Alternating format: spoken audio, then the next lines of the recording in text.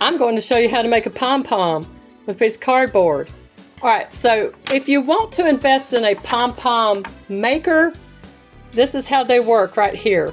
They are 2 circles. Oh, by the way, this book is the Learn to Crochet by Susan Bates. Give credit where credit's due. Alright, so that's what a pom-pom maker looks like. It's 2 pieces of plastic. You stick them together, and then you circle the yarn all around it, and then you cut between the rings, and then you tie it between the rings. Tie it real tight, and it makes the pom-pom.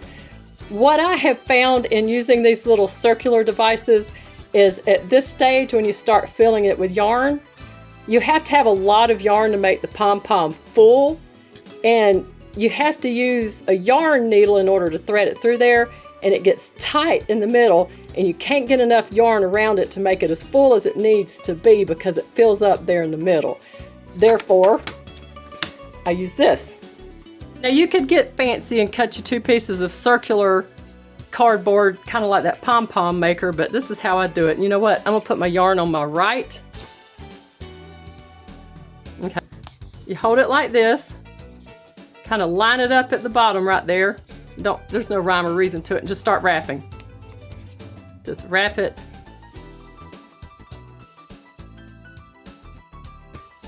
So just wrap a bunch. That's probably good.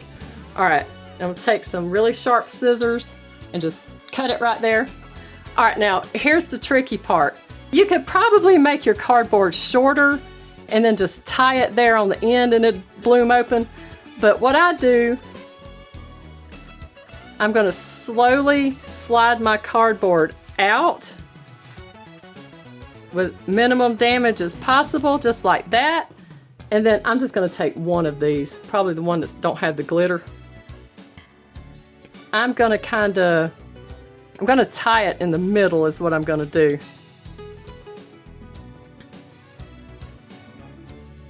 You want a kind of long end on it too. All right, let's see, try to get them all evenly dispersed. There you go, and tie it as tight as you can. Okay, and then just hold on to that and do like a little square knot.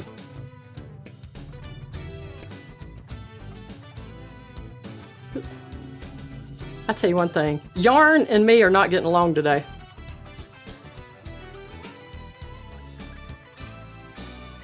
All right, now I'm gonna do one more for good measure. As long as it's good and tight. All right, now I'm gonna cut this. Oops, sorry, right there. So, you know, it leaves a long enough tail for me to be able to anchor this to whatever I'm putting it on, probably top of a hat, and weave in the ends, okay? What you do is take a really sharp, pointy pair of scissors, and you slip it under these little loops and kind of pull up on it so it'll be at its full extension, and snip it. Easy peasy.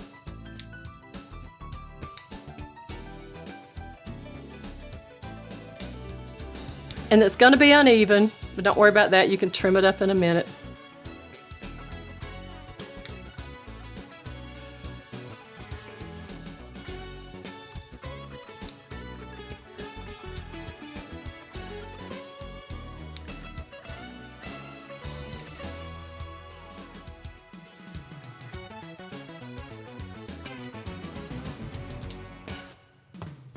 See how it's coming along there?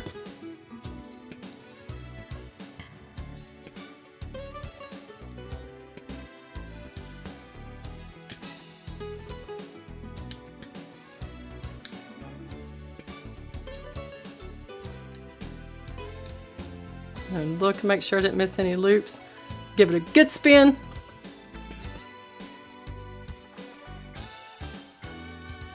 And then just trim up your scragglies there. So it just kind of looks even, not anything sticking out more than the other. There you go. Pom-pom!